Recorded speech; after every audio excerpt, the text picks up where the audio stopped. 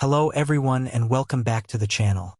I hope you're doing well and staying informed, because what we're diving into today could mark a historic shift in the way America handles taxes, benefits, and the future of Social Security. The IRS, yes, that federal powerhouse that oversees trillions in revenue, may be on its way out, while Social Security, often treated as an afterthought, is quietly rising in prominence and influence. This isn't just political theater. This is a full-on restructuring of how our government operates, and it has the potential to affect seniors, working families, and every taxpayer in this country. So if you receive Social Security, pay taxes, or care about where your money goes, stay with me.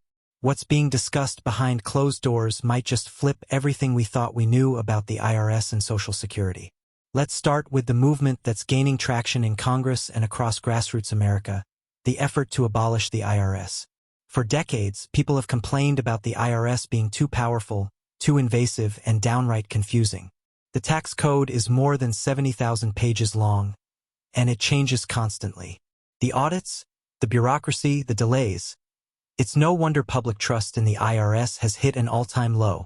But now, certain lawmakers are pushing hard to eliminate the agency altogether.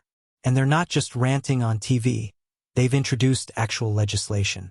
One of the most discussed proposals is the Fair Tax Act, which aims to scrap the IRS entirely and replace income taxes with a national sales tax. That's right, no more income tax, no more payroll tax, and no more IRS agents going through your finances. Instead, you'd pay a consumption tax on goods and services. Supporters say it would simplify the system and give Americans more control over their own money. Opponents warn it could hurt low-income families and increase costs for essential items. But here's the kicker. Some of the new plans would not only eliminate the IRS, but also shift certain financial oversight and distribution powers directly to Social Security. And this is where things start to get really interesting. Because while many have focused on how getting rid of the IRS might affect tax refunds or audits, few have talked about what comes next. And what's emerging is a scenario in which Social Security itself steps in to play a much bigger role, not just as a retirement program, but as the primary administrator for national economic assistance. According to several leaked drafts and insider interviews, under one version of this policy shift, the Social Security Administration would take over the responsibility of disbursing payments tied to national consumption tax rebates. Think of it this way, if a national sales tax goes into effect, low- and middle-income Americans would likely need some form of financial relief or adjustment. And instead of building a new agency from scratch, the idea is to leverage the already existing infrastructure of the Social Security Administration to handle those distributions. SSA already has systems in place for monthly disbursements, income-based adjustments, and national reach. Imagine this, a world without tax returns, and instead, a monthly or quarterly prebate or rebate check administered through the SSA. This would mean millions more people interfacing with the Social Security system. Not just retirees, but working families, small business owners, and even independent contractors. We're already seeing pilot programs of this kind in some states, where state-run benefits are distributed through Social Security-like systems. And it appears Washington is taking notice. But what would this actually mean for seniors? Well, if the IRS is abolished and Social Security steps up as the central platform for disbursing these new funds, then SSA's budget, staffing, and technology will need a major boost. This could be a huge win for seniors, especially if reforms come with infrastructure investment. Better service, faster processing, and more visibility for retirees and people with disabilities who rely on benefits could be a very real outcome. Instead of being cut or sidelined, Social Security would be upgraded and put at the center of the government's fiscal engine.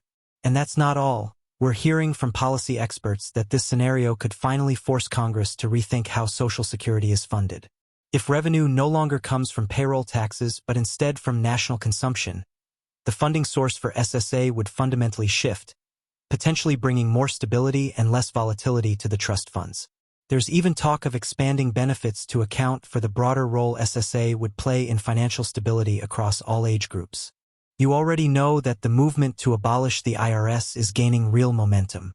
And in the middle of that storm stands Social Security, no longer just a program for retirees and the disabled, but now possibly the future core of America's financial infrastructure. So what happens next? What does this all mean for you? And most importantly, how will this affect the benefits you rely on every month? Let's start with the seniors, retirees, and Social Security disability recipients. Right now, most Americans receive benefits that are strictly calculated based on payroll tax contributions over their working years. But if the IRS is dismantled and payroll taxes are eliminated in favor of a national sales tax, then the entire method of funding and distributing Social Security will have to evolve. And believe it or not, this could actually work in your favor. Under the current system, Social Security is technically funded by the payroll taxes of current workers. It's a pay-as-you-go system. But if that's replaced by consumption-based revenue, Social Security might no longer be dependent on the number of active workers, a growing concern as our population ages.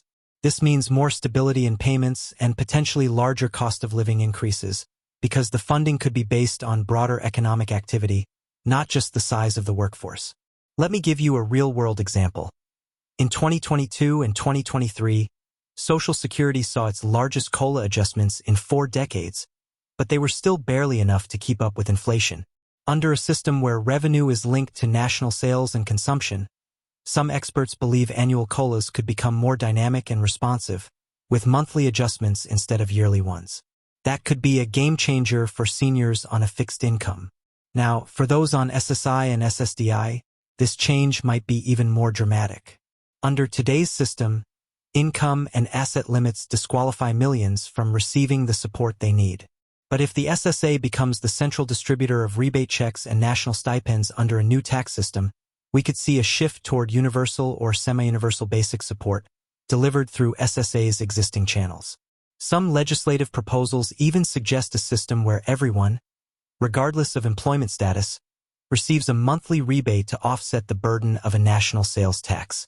That's especially good news for people who live on disability payments, who often can't work full-time, and struggle to meet even the most basic expenses. And here's where it gets even more real. The SSA would need massive upgrades, both in staffing and technology. We're talking billions in new funding, new call centers, faster benefit processing, direct communication systems, and monthly digital updates for every beneficiary.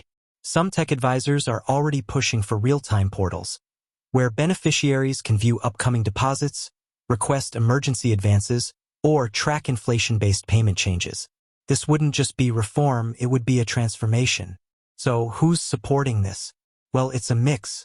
Some Republicans are backing IRS abolition and the Fair Tax Act to reduce government overreach and encourage spending freedom. Meanwhile, some progressive Democrats like the idea of turning SSA into a more universal benefits hub, allowing every American, regardless of age or disability, to receive monthly support in a streamlined, digitized way. In other words, both sides are finding common ground on letting the SSA take the lead, even if they have different visions of how to get there. But what about the risks? Let's talk about them. First, the transition itself could be chaotic. If the IRS is abolished without a clear and tested system in place, people could miss payments. That's especially scary for seniors who rely on Social Security to pay rent, buy medicine, and cover daily needs. Second, national sales taxes, even with rebates, could hurt lower-income families more than the wealthy, unless the rebates are substantial and well-timed. That's why the role of the SSA is so critical. It would need to ensure that no American falls through the cracks during this shift. Third, and most important, there's no guarantee this plan will be approved and passed into law. Yes, it's gaining traction. Yes, lawmakers are holding meetings. But the political process is long, complicated, and sometimes unpredictable. That's why we must stay informed, stay vocal, and keep the pressure on legislators to protect seniors, people with disabilities, and the low-income communities that need the most support. In conclusion, we are on the brink of something historic. A government agency once thought of as purely for retirement checks could soon become the nerve center of American financial support. If done right, Social Security would emerge more powerful, more efficient, and more responsive to the needs of everyday Americans. The IRS, long criticized for its opacity and bureaucracy, may give way to a system that is more transparent, consistent, and fair. But nothing is set in stone. These changes depend on legislative action, public support, and your voice. That's why I'll continue to bring you the most accurate and up-to-date breakdowns of what's really happening in Washington and how it impacts you.